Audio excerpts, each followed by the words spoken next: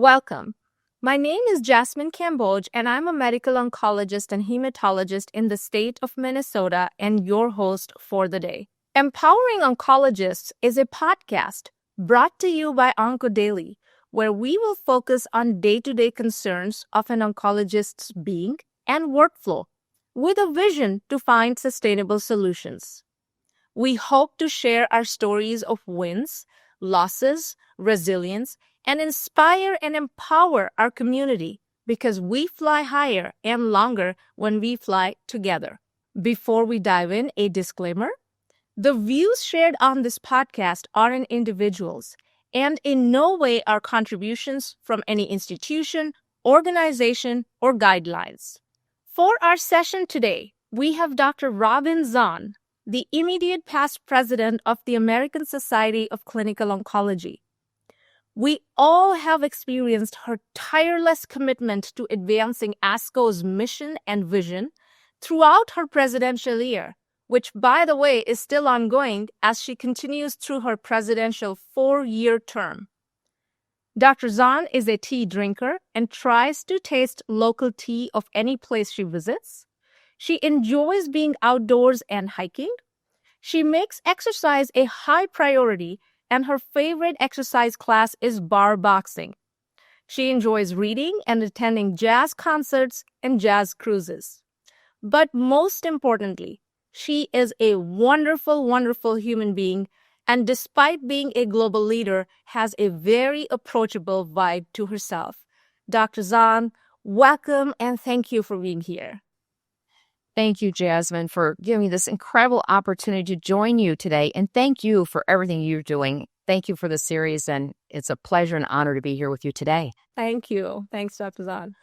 Robin, your presidential team, driving knowledge to action and building a better future. It's centered around 3 key issues: technology, advocacy, and community.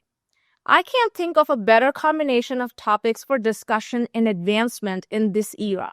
How did you come up with that, and what does it entail? So, Jasmine, as a physician now for 3+ decades, I've been able to witness how the incredible advances in cancer care have impacted the lives of my patients and their families in so many ways. But it's also evident that not all patients were benefiting, no matter where they resided, whether it was in the city or in the country or the rural area, which is where I serve many of my patients.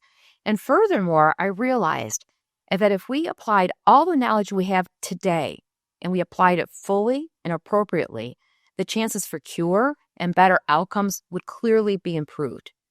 So with this in mind, and appreciating that there are so many challenges and reasons for this gap between knowledge known and knowledge applied, I selected my theme: driving knowledge to action, building a better future, with 3 support pillars: harnessing technology, empowering advocacy, and engaging community.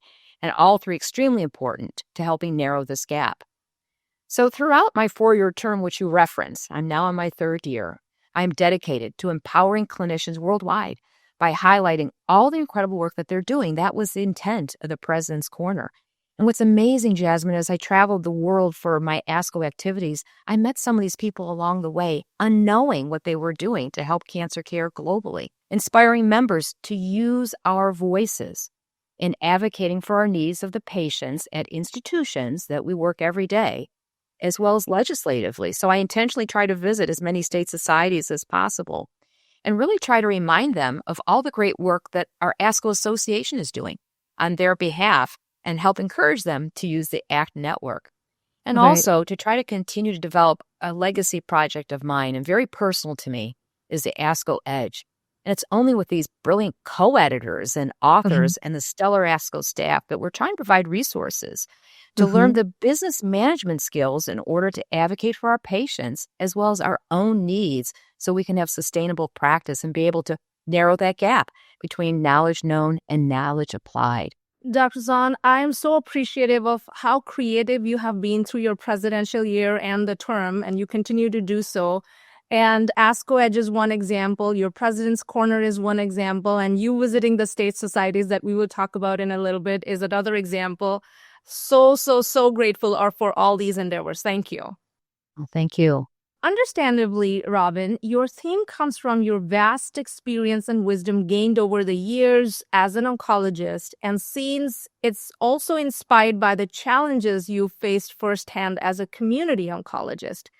Tell us about being the community oncologist that you have been and your evolution into becoming an ASCO president. So, Jasmine, thank you for that. It goes way back. So, I initially started with FASCO as a fellow in 1997. And I believe I was in the first fellow class that was eligible to join ASCO. Before then, fellows weren't part of ASCO. But from that time forward, I volunteered and had a great honor of holding a number of leadership positions with ASCO, and well as developing resources to help our members, like our community doctors and academicians, to be able to do what they so enjoy doing, which is taking care of patients. So some highlights very briefly of my ASCO professional careers and working with members and staff really is key to all of this, including being chair of and co-chair, included being co-chair of the Community Research Forum way back when. I was a lead author on a paper, Minimum Standards and Attributes of Highly Functioning Research Sites, which, believe it or not, was used by the NCI to develop the matrix.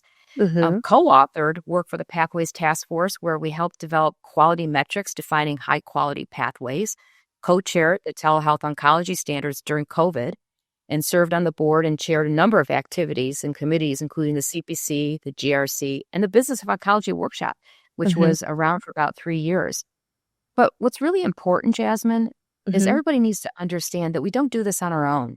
Right. I represent the work, I represent the collegiality of incredible colleagues like you who are part of task forces, committees, and groups that made all this work possible. And I'm greatly indebted to them for sharing their knowledge, their expertise, inspiration, and their friendship that helped lead me to this point in my ASCO journey. But I also want to make mention that I started as, and only have been, a community doctor since 1998, and I'm proud of that. And being involved in volunteer activities, such as with involvement with ASCO specifically, allows me and allows us as community doctors the opportunity to bring the community voice to the conversation, sharing our and our patients' very real-time experiences. But as you know, Jasmine, with a community doctor volunteering outside of our work life is a sacrifice in many ways. And when you're working with this incredible organization, its members, you realize that being a volunteer is about being something so much larger than yourself. And what I've gotten back in return from ASCO is immeasurable. Absolutely. And so many of us share that feeling. We feel like even though it's actually sort of work on paper, but it's actually therapeutic and invigorating. And that's how I feel each time I come back from ASCO headquarters. I'm like enthused and energetic. And then, it's so rewarding in so many different ways. The networking and, the collegiality and friendships it gives you, it's amazing. Thanks, Robin, for sharing all of that. Robin, as you mentioned, one of the key features of your presidential year last year was visiting the state societies. And thank you for visiting Minnesota. We loved having you. Yay, thank you. How many state societies have you visited, and what was the purpose behind this endeavor? So I believe I'm up to 24 on last count, but I'll be 27 as of November 1st. Yay. Beautiful. Yay. There's more coming, I hope. So please invite me if I haven't visited you yet. And I have some repeats already. But I have to say, though, visiting the state societies and meeting the members where they are has been a real joy. And in addition, not only do I learn from them and understand better what their challenges are, which in some ways are very similar, but just different depending on which state you're in. There's an old expression, once you've visited one state, you've visited one state. But as a sidebar, I've also been able to see areas of the country that I've neither visited before or had so many decades ago. I've forgotten how beautiful and majestic our country really is. So the purpose was to be available for them to know that we see you as an organization. Absolutely. I see you. You matter. And everything you're doing to help our patients is extraordinary, and to encourage you to continue to move forward doing what you do every day. Right. And on a personal note, Robin, I have to thank you for the incredible presentation you had with the Minnesota Society of Clinical Oncology, because I think you were wrongfully given just 30 minutes to talk about all the stuff that ASCO does, and you did a phenomenal job with that. Thank you for doing that. You're welcome. Thank you so much. Yeah, we do a lot. So it's, I've gotten pretty Yes. good at containing it. The staff has been there, though, to keep me in line Mhm. and keep me honest. So thanks to the ASCO staff that helped make that happen. An unfair question, Dr. Zahn.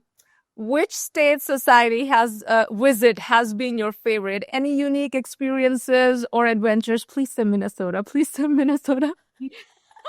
Well, so so they were all my favorite, including Minnesota. But the most unique adventure, I'm going to take that piece of it because Minnesota Mhm. doesn't want to own this. Okay. Yes. So Yes. the most adventurous trip is when I traveled to Alaska during the winter. It was snowstorming when I arrived. I could barely see your hand in front of your face when I got to the airport, and where we had to go was quite a distance away. And so I eventually got there with a very slippery and slidey ride in a taxi. But then when we got Mhm. close, but not close enough, there had Mhm. been an unfortunate, significant traffic incident, and they weren't going to Mhm. allow us to bypass.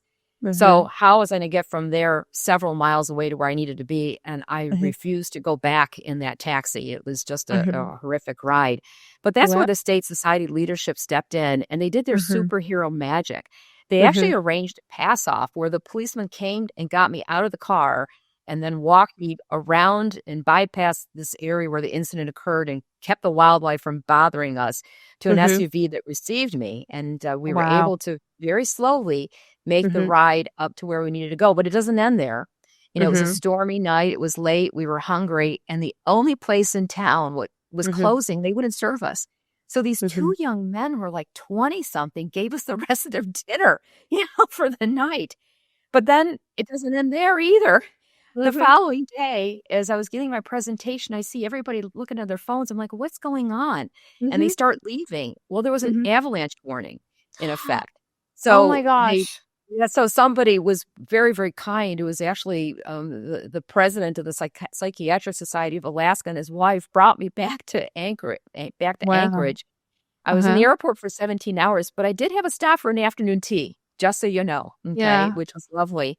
And so at the end of the day, the members in that community were really fascinating, and they're just Yeah. incredible people, like they are in every Yeah. state, Yeah. and they're just outstanding human beings. And I wouldn't have met them had we not Right. pursued that. And they do Right. such unique things in their environment, just like they do in Minnesota and elsewhere. Um, that it was an honor being there, like it is every state society, and worth every Right. minute. But if I had to Mhm. do it over again, would I? The answer Mhm. is yes. But note Mhm. to self: take some Mhm. snowshoes with yourself. That is an incredible story, Robin. That is an incredible story. And it kind of puts us through that contemplative mode, right? Like if I'm Yeah. hosting a meeting on it or like a community meeting or whatever, right? A conference. I need to be extra mindful of my colleagues who are coming from these far off states that may have challenges. Like, how do you do air travel if there's a snowstorm or an avalanche warning, right? Like, and also, Okay. like, how long does it take for them to travel? Like, it's easy for me in Minnesota to get to Chicago, but probably not so easy for my colleagues from Alaska. Mhm. It speaks volumes about the challenges. Thank you for doing that and going You're above and beyond and putting your life at risk, essentially. Well, I was fine. It was Hmm. fine. But I just have to really shout out the leadership Hmm. because they really stepped out. Hmm. And the policemen were really nice, by the way. Yeah. They were really, really Right. kind. But you're right. And I think Hmm. that just points out to your point that we have people from across the globe in our country that make their way, to our annual meeting, and that's because it's so valuable to them. But you're right. The things that they do to try to get and be with each other, to Yes. network and get Hmm. inspiration and feel Right. empowered is just phenomenal. Absolutely. Robin, your one advice to community or rural oncologists like myself who wish to be leaders with organizations like ASCO. So I think in general, at a high level, the goal is to build credibility and visibility. And for organizations like ASCO, I suggest focusing on building a very strong professional network, as you are doing, and staying updated with the latest advances in oncology, participating actively in your conferences, attending the ASCO meetings, which we just mentioned, and Hmm. engaging in volunteer activities to gain FASCO points, for example, Right. joining committees and special interest groups like yourself leading the community of Hmm. oncology practice. Hmm. But Hmm. certainly one often not considered stepping stone is getting involved with your state society.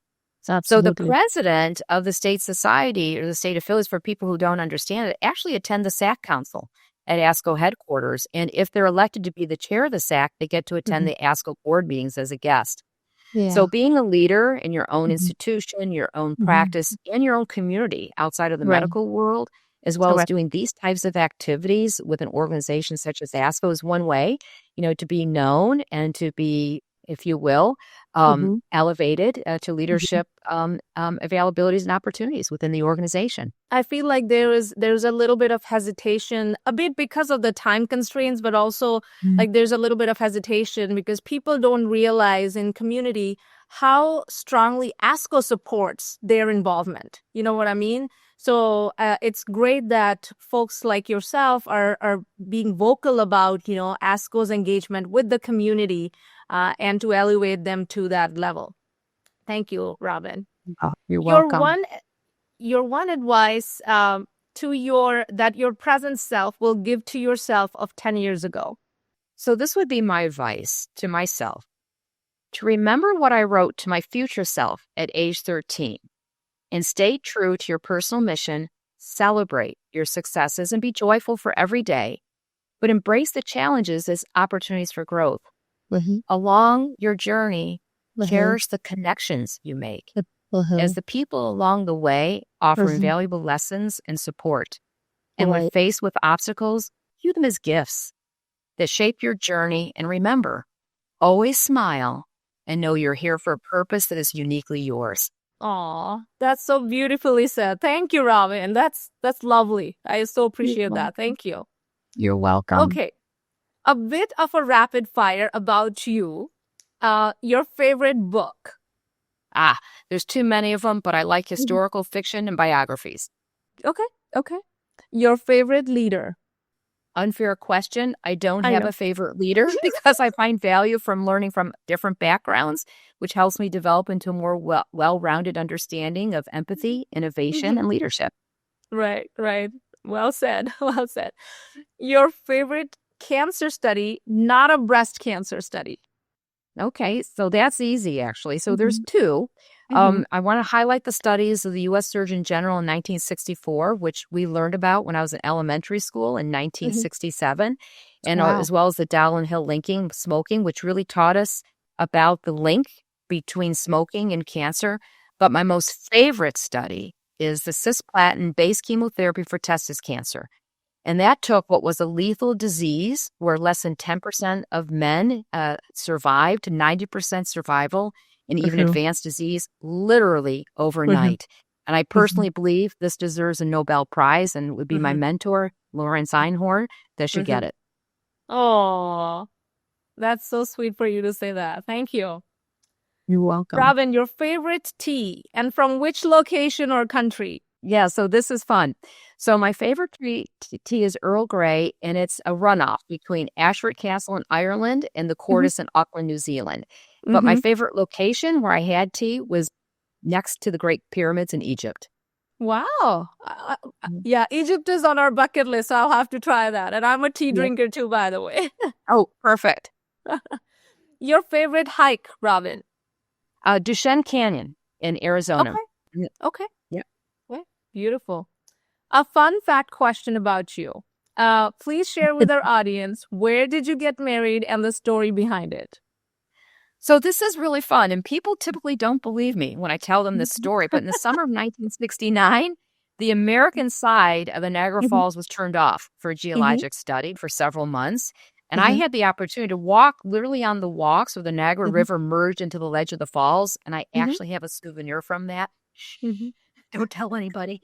Wow. That's because I lived so close to the Niagara Falls during my childhood. We visited all the time, and that's where everybody wanted to get married. So my husband and I were married at Bridal Veil Falls, which is on the American side of the Niagara Falls. Aw, that's sweet. So you must have lots of pictures then around that time. We do. Beautiful. And we didn't push each other over, so it's all good. That's sign of a healthy married life, right? Wait, 38 years in. Yep. Beautiful. That's lovely. Robin, last question for the day. If you were to relive your life, would you become an oncologist? So absolutely, undeniably, yes. Being an oncologist is one of the most incredible professions you could choose because oncology just isn't a career of constantly gaining new knowledge, which of course keeps us going. There's always Mhm. something better to look Mhm. forward to, but it's Mhm. actually a journey of Mhm. hope and healing. And with the Mhm. ongoing advances in cancer care coupled with compassion and innovation, we Mhm. make such significant impacts on countless lives. Mhm. So for anybody who's not an oncologist, I would encourage you to embrace this. And those Mhm. who are, enjoy the transformative journey and continue to Mhm. be a beacon of hope to our patients and to each other because it's absolutely, absolutely worth it. Aw. Dr. Zahn, thank you for those words. And I feel like you should write a book about your 4-year term when it concludes finally, because there's so much energy you bring with yourself. I so love it. Thank you for doing that. Thank you. Great suggestion. So, thank you to our viewers and listeners. The 3 key takeaways for the oncology community from our episode today with Dr. Zahn. Number 1, community and rural oncologists should also feel enthused about pursuing leadership roles in organizations like ASCO. ASCO actually supports and encourages their insights. Number 2, take challenges as opportunities of personal growth.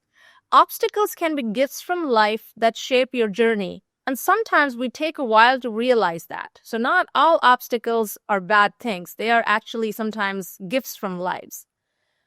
Number 3, being creative and doing things out of the box, like the many facets of Dr. Zahn's presidential year and term, is always a rewarding experience. Last but not the least, folks, oncology is not just a profession, like Dr. Zahn said. It is a journey of hope and healing. As an oncologist, your commitment can truly make a difference in countless number of lives. So please embrace your transformational journey. Thank you. And again, thanks to our viewers and listeners. This is Jasmine Kamboj and Dr. Robin Zahn signing off on behalf of OncoDaily from our conversation on empowering oncologists. And now we have the Empowering Oncologist playlist on YouTube. Don't miss an episode and stay tuned. Thank you, Dr. Zahn. Thanks, everyone. Thank you. Have a lovely day. Don't forget to like, comment, share, and subscribe to OncoDaily on YouTube. Hit the bell icon to stay updated.